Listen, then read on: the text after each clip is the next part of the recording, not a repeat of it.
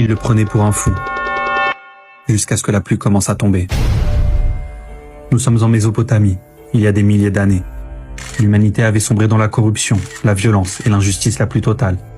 Les riches écrasaient les pauvres, le fort dominait le faible, et partout, la morale avait disparu.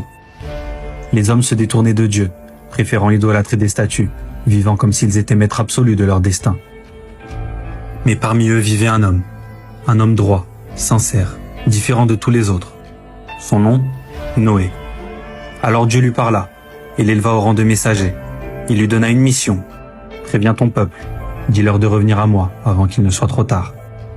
Alors Noé avertit, jour et nuit, en privé, puis en public, avec douceur, puis avec fermeté. Mais personne ne l'écouta. Il subissait moqueries, insultes, humiliations. Et plus il appelait, plus il s'éloignait. Mais après des siècles de rejet, Noé, épuisé, leva les mains au ciel et demanda justice. Alors Dieu lui donna un ordre inattendu, construire une arche en plein désert. Noé ne posa pas de questions, il se mit au travail.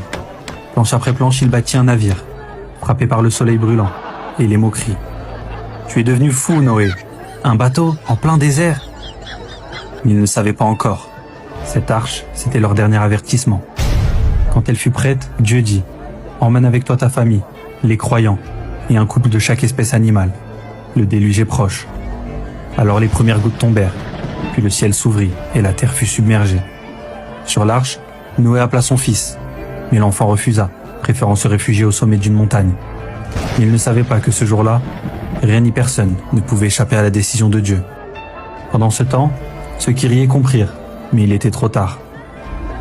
L'eau effaça les villages, et avec eux, la corruption, l'injustice et le souvenir d'un peuple ayant refusé d'écouter. Tout ce que l'homme avait bâti fut emporté dans un silence effroyable. Seule l'arche flottait, dernier refuge d'un monde que Dieu avait épargné. Il les avait prévenus, mais ils avaient ri, et quand la vérité les a frappés, le rire s'est noyé dans les vagues. Car parfois, ce qu'on appelle folie est en réalité un avertissement. Mais l'éveil ne sert à rien quand il vient après le déluge.